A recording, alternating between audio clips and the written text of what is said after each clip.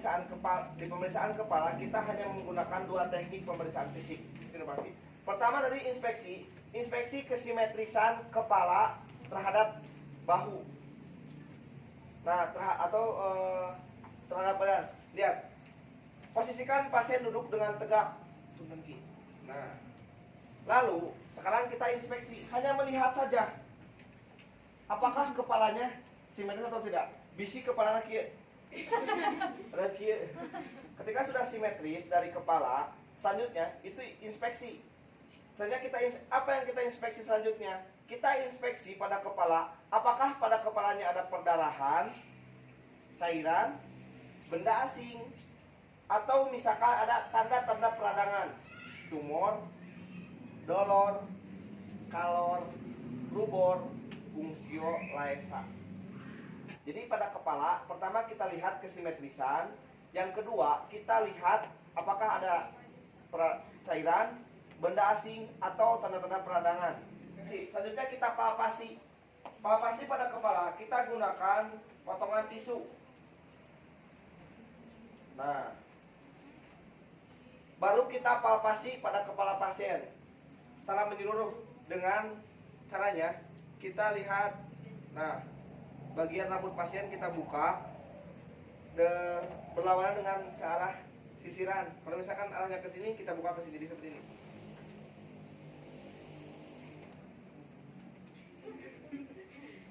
Nah, sambil kita rasakan apakah pada kepala pasien ada benjolan tidak, ada panas tidak, ada perdarahan tidak, ada kemerahan tidak, dan ada nyeri atau tidak pada kepala pasien. Tanyakan kepada pasien. Atau misalkan ada gangguan pada kulit kepala beres nih, inspeksi dan palpasi. Sudah kita lihat kesimetrisan, tanda-tanda peradangan, palpasi. Dicek apakah ada tanda peradangan atau tidak, ada pembengkakan, benjolan, perdarahan, kepanasan, dan lain sebagainya. Kita lihat, setelah itu baru kita turun ke mata. Kan pasien untuk melihat ke mata kita. Nah, lalu kita lihat apakah mata pasien simetris atau tidak. Sama seperti kepala. Jadi semua organ yang kita lihat pas inspeksi kita lihatnya simetris atau tidak. Pas kita lihat Bapak punten ingat tadi. Nah, kita lihat mata pasien. Apakah matanya normal atau tidak? Maksud normal teh sejajar atau tidak? Atau ada yang matanya teh juling? Nah, tilang. Itu namanya strabismus. Kalau tilang itu namanya strabismus. Nah, setelah kita lihat bola mata pasien normal atau tidak, selanjutnya kita amati kelopak mata. Apakah kelopak matanya bisa menutup dan membuka atau tidak? Atau misalkan seset rek mukana. Nah, itu misalkan lihat. Selanjutnya, setelah kita melihat kelopak mata, kita cek konjungtipa dengan cara ini wajah pasien. Pegang seperti ini. Nah, lalu kita ini tarik ke bawah. Lalu tapi nariknya ulah lami teuing, cokap kieu we wungkul. Ulah kieukeun. Ya. Nah, saat kita menarik, apa yang kita lihat? Pertama kita lihat konjungtipa pasien. Ya, kita lihat warna konjungtipa. Apakah warnanya merah, pucat, atau merah segar? Yang normal itu berwarna merah segar gitulah. Kalau misalkan yang konjungtipanya pucat, itu bisa menunduk. Itu disebutnya anemis.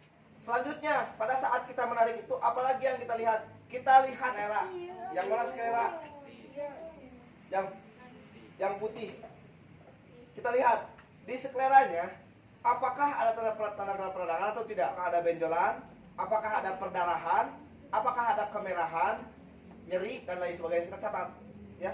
Tanya kepada pasiennya, pas kieu, Pak, kalau nyeri teh pas kieu unggul, papunten sekedapnya. Oh, punten tadi kan harus nyeri teh. Jadi normal. Kita lihat apakah ada perdarahan tidak di skleranya. Warnanya putih, merah, kuning atau pucat. Kalau kuning menunjukkan pasiennya yang kelainan pada hati atau bisa disebut dikterik itu teh. Dikterik. Selanjutnya, setelah kita memeriksa selera, selanjutnya kita periksa iris. Iris yang mana iris? Nah, yang ada warnanya, kita cek irisnya apakah warnanya coklat, hitam, biru, hijau, atau misalkan warna-warni. atau sebelah-sebelah. Nah, setelah itu, selanjutnya inspeksi medan penglihatan dan gerakan bola mata. Caranya, pertama, kita berdiri di depan pasien. Letakkan jari telunjuk kita sekitar 50 sampai 60 cm di depan mata pasien seperti ini. Lalu anjurkan pasien untuk melihat telunjuk kita. Bapak pun kedap tinggal telunjuk abi, ku bapak diikuti gerakannya tapi itu serang kepala nah. Bisi pas kieu. Ya, matanya aja. Gerakan 8 arah secara perlahan. 1 2 3 4 5 6 7 8. Ulah kieu. Jangan. Nah, setelah gerakan bola mata normal, nah kalau misalkan gerakan bola mata tidak normal atau misalkan sesut, ala itu, gitu. Sesah, berarti nervus oculomotoriusnya itu terganggu. Setelah kita cek gerakan bola mata, selanjutnya kita cek lapang pandang atau keluasan pasien bisa melihat lapang pandang pasien. Caranya, pertama Bapak punten tinggal ke palidir, tutupan secara sebelah nu kiri. Nah, tutup mata kita sebelah, letakkan tangan kita ke depan seperti tadi gini. Jadi pas tos gerakan langsung kadenya. Ya. Bapak, mata Bapak lihat ke sini, ke mata saya. Siap? Jangan ikuti telunjuk. Gerakan telunjuk kita ke samping secara perlahan, lalu tanya kepada pasien, apakah telunjuk yang terlihat atau tidak? Apakah tinggal deh? Tinggal deh.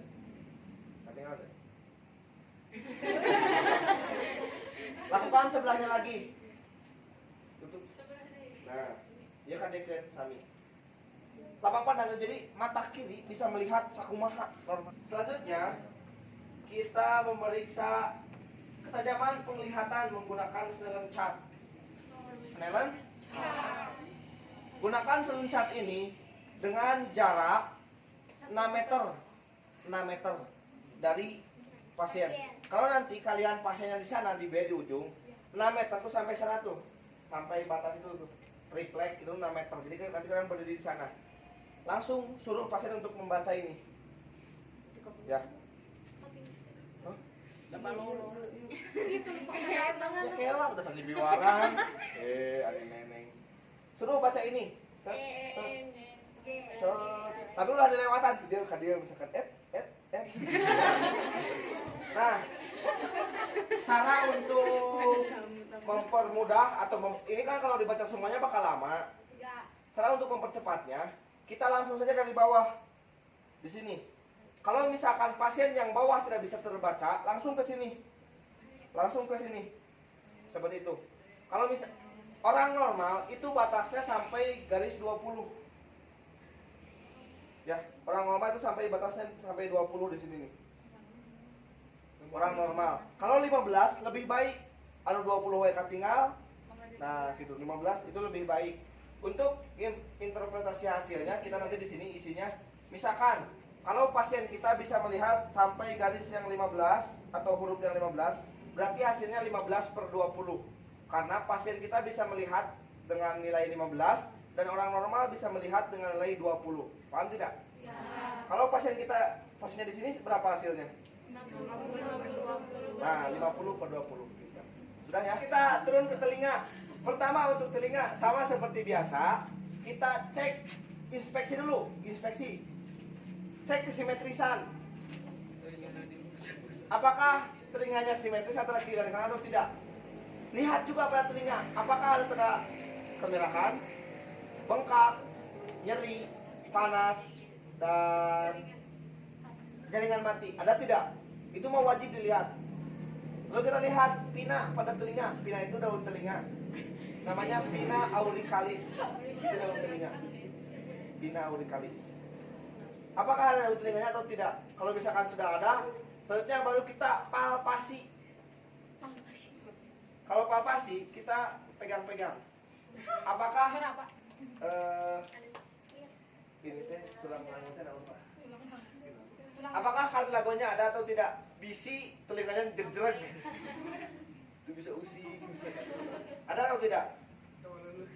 Lalu kita tahu tidak ada, lulus ngaplek. Ada nyeri atau tidak? Ada benjol. Fantasi. Nyeri, Bapak punten kalau nyeri teh. Sambil rasakan telinganya panas atau tidak, ada benjolan atau tidak, ada perdarahan atau tidak. Itu wajib. Tanda peradangan semua harus dilihat, kemerahan dan lain sebagainya. Selanjutnya kita ini namanya yang nyendil saat ini namanya tragus. Cek di sini apakah ada nyeri tekan tragus atau tidak. Nah di sini. Sebenarnya telinga itu adalah pusat keseimbangan. Pusat keseimbangan itu ada di dalam telinga. Nuh di sana. Gedang telinga, otot, sangurdi, esasius, rumah siput dan lain sebagainya. Jadi kalau telinganya terganggu biasanya ya, kalau misalkan berenang terus masuk cair kadekan liur, berdegan, mapas itu. Karena pusat keseimbangan tuh ada di telinga. Selanjutnya setelah kita inspeksi, baru inspeksi sudah, palpasi sudah. Selanjutnya kita cek pemeriksaan otoskopik kalau menggunakan ini caranya tinggal kita buka masukkan, lalu kita cek, jangan terlalu dalam masukannya, ulah cogokeun atau misalkan pas masuk dikikir, jangan. Kalau menggunakan yang ini caranya tinggal kita pegang, ini dimasukkan, punten pas sekedap, lalu toong. Nah, apa yang kita lihat? Sama seperti tadi. Adakah perdarahan, cairan, benda asing, kemerahan, pembengkakan, jaringan mati, dan nyeri. Ada atau tidak? Jadi pasti masuk ke alatnya, alah nyeri. Berarti ada gangguan. Kita bawa jam tangan yang analog, tapi hirup. Pastikan hirup. Ya detiknya. Ini untuk mengecek kerajaman pendengaran pasien. Pertama, kita cek dulu dengan membisikkan suara, misalkan suara-suara jahat. Bandra buka.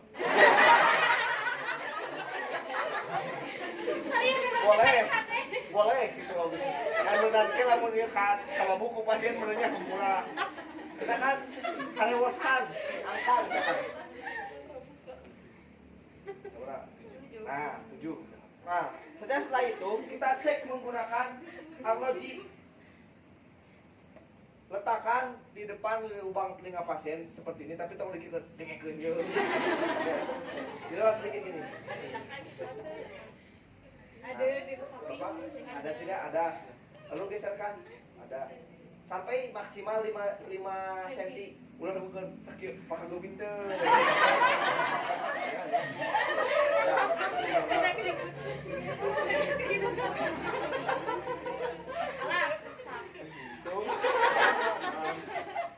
Selanjutnya kita pengecekan kerajaman pendengaran menggunakan garpu tala. Pengecekan ini ada 3, Rine, Weber, dan Swabah. Apa? Rine itu untuk pemeriksaan garpu tala, membandingkan hantaran udara dengan hantaran tulang.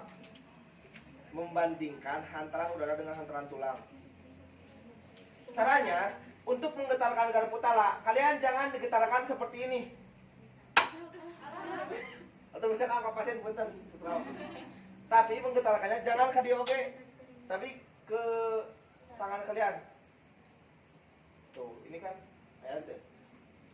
ayahnya. Serius. Nah, kalian cara menggetarkannya, pegang bagian bawah yang ini, sakil. Tangan kalian jangan masuk di sini. Tidak boleh. Kieu, komo deui. Harus seperti ini. Cara memukulnya juga bukan seperti ini. Kalau seperti ini tidak akan ada suaranya. Tapi tuh.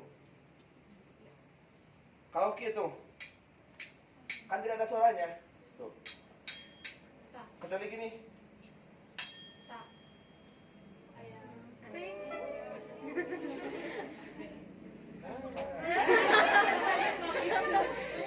Nah, ini nanti kalian getarkan ya. Caranya ada seperti ini. Simpan di telinga luar pasien, Bapak punten, kuping teh. Terus ngirangan satu apa? Masih ada. Nah, ini kita biarkan sampai ininya tidak ada suara lagi. Kalau mau cepat, malah dalam itu gunakannya nu ponok. Lamun nu panjang lila pisan di sadana. Nah, setelah seperti ini, kita rekan kembali, simpan di tulang belakang. Ini namanya tulang mastoid.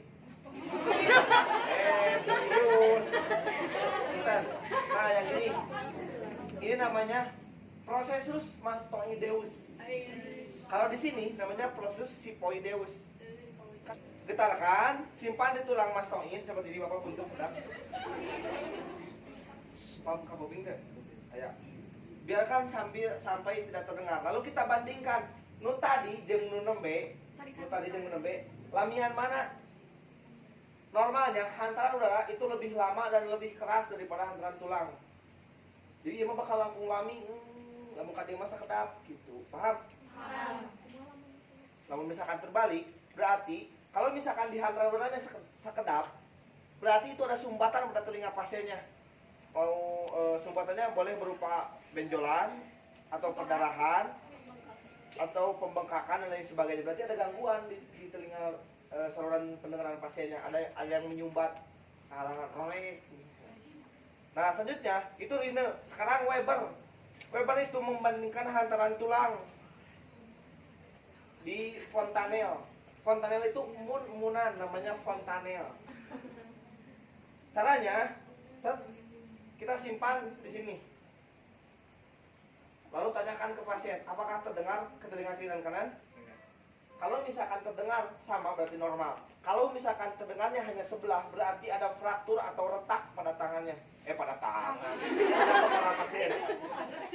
Mohon maaf tipe. Atau ada retak atau misalkan ada gangguan pada kepala. Selanjutnya ada suabah. Suabah itu membandingkan antara telinga perawat dengan telinga pasien. Pasti kita akan set ke kuping, tadi ke kuping Pak. Nah, tarik atau biasa. Oh berarti sama dengan kita. Ini mah hanya membandingkan saja.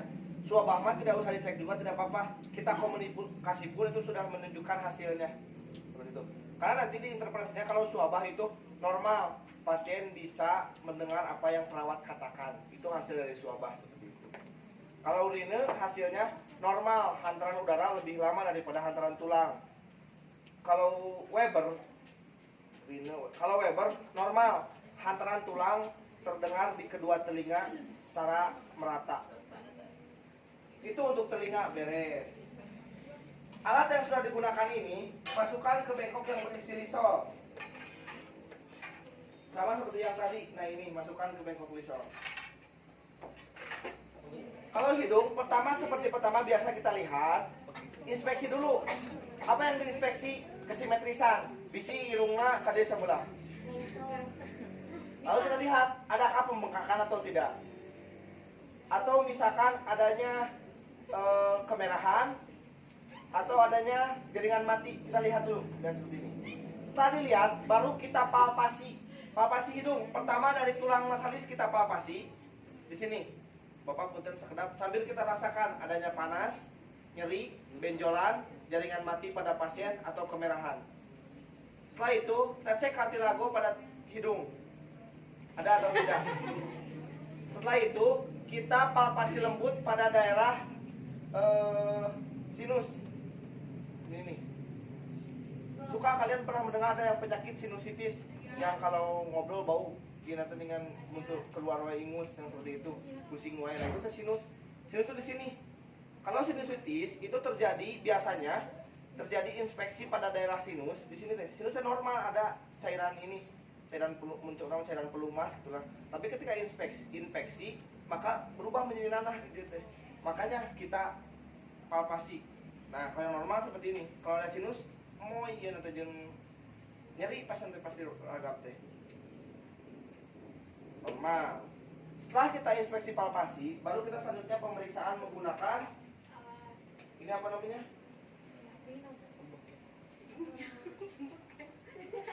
Tadi namanya. Nah, pinter spekulum hidung. Oh enggak, tadi lupa ya dikit. Palpasi ini juga palpasi di daerah maksilaris ini. Bisi aya nyeri. Tulang rahang atas namanya maksilaris, bawah namanya mandibularis. Atas maksilaris, bawah mandibula. Ini nasalis, ini zygomaticum, ini frontalis.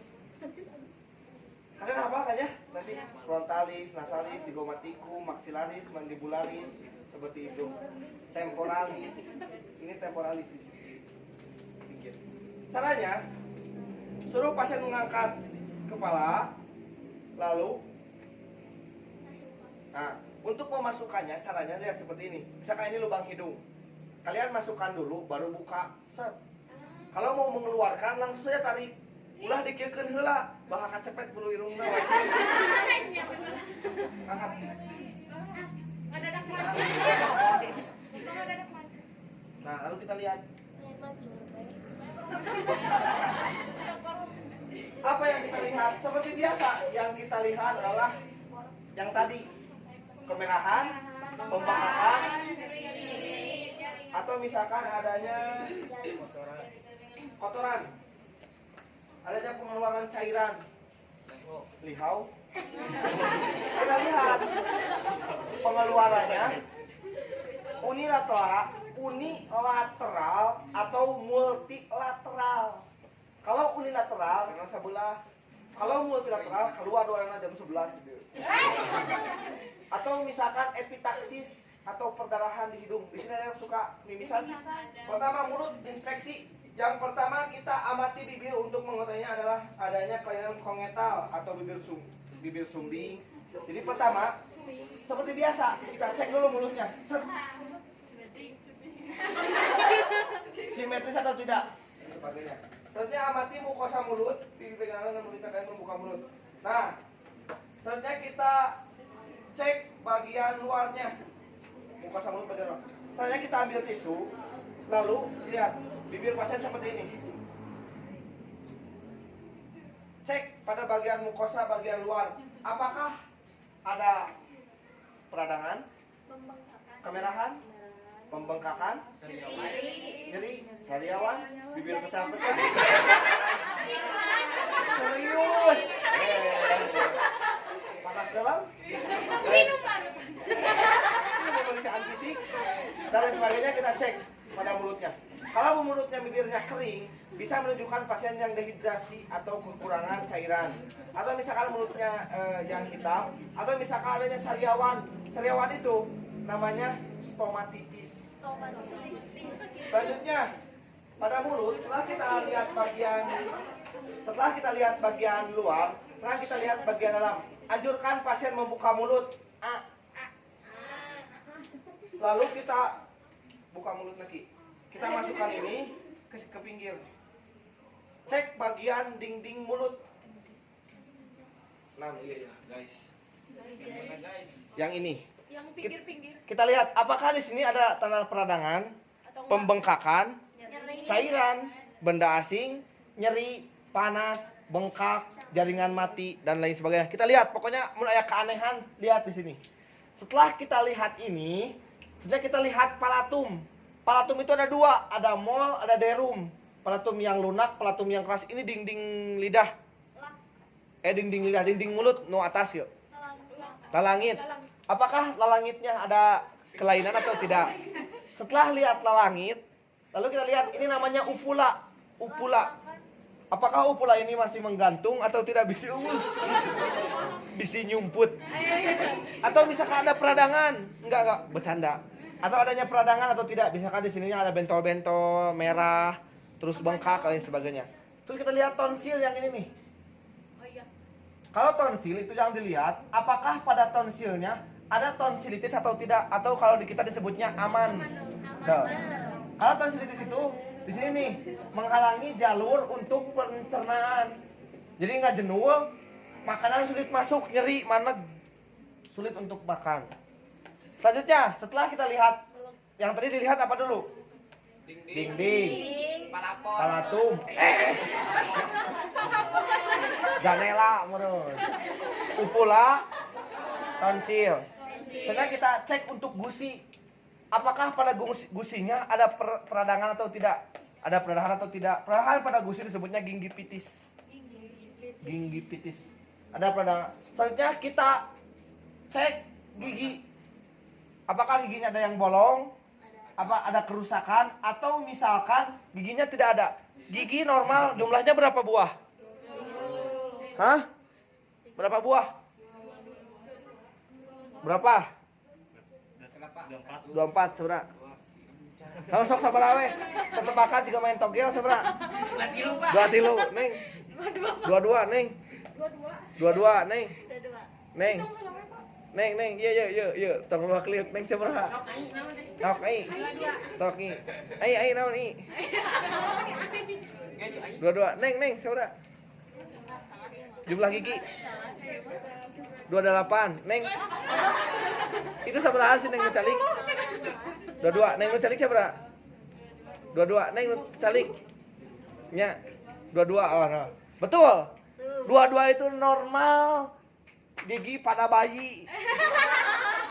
Lu 2, Pak. Searching. Betul 32. Nanti kalian harus tahu gigi geraham yang mana itu. Caninus, incisivus, yang seperti itu kalian harus tahu semuanya. Gigi susu, gigi kelinci, gigi mau, gigi buaya. Wow. Nah, ini ada incisor, incisivus, caninus, molar, premolar.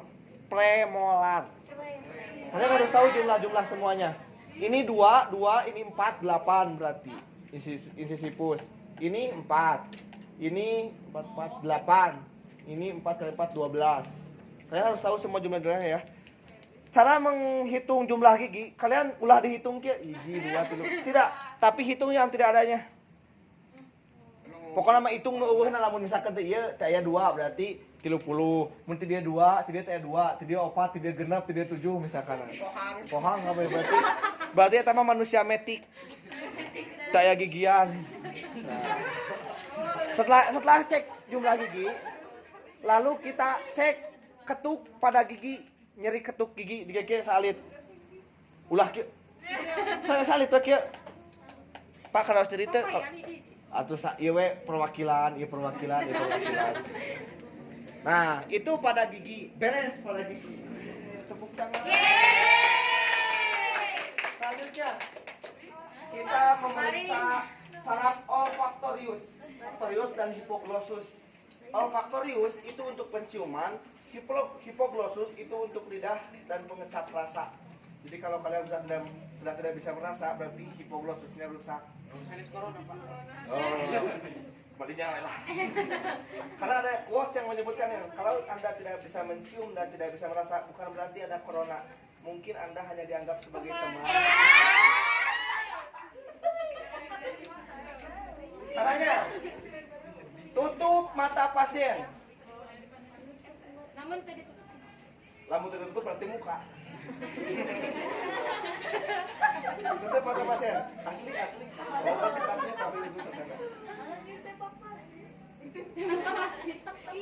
Ya lamun tertutup berarti muka mata. Setelah seperti ini, tinggalkan pasien sendirian. Bapak ini, ya pas berapa? Kayaknya mau kasih Berarti 2. Berarti Pak, ayeuna. 2 deh.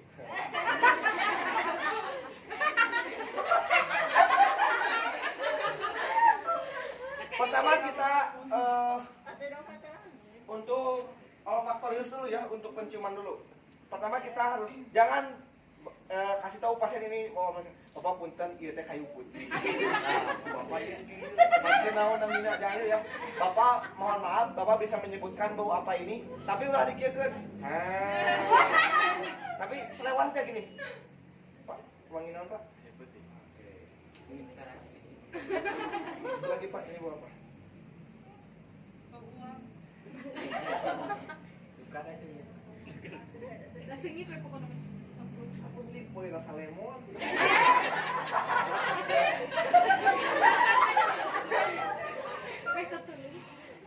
Nah, selanjutnya untuk hipoglossus atau perasa kita kasih pasien selembar tisu.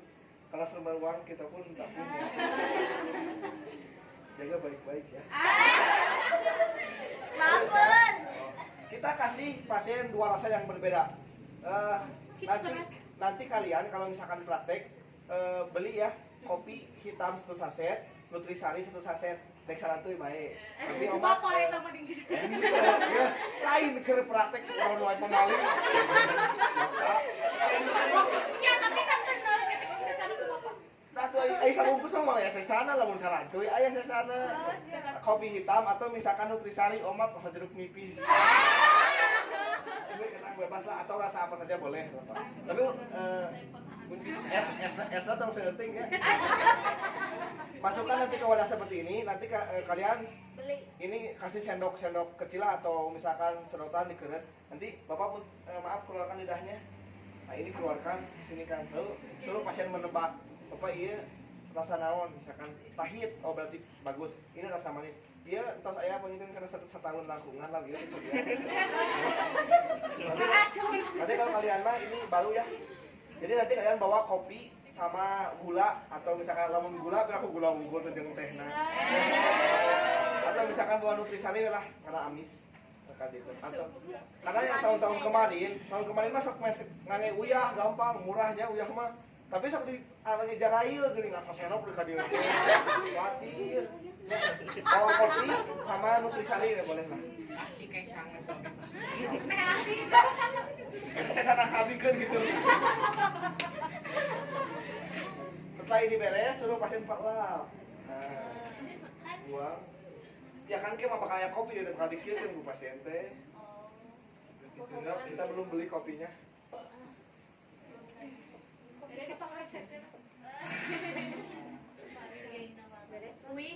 Siap, wassalamu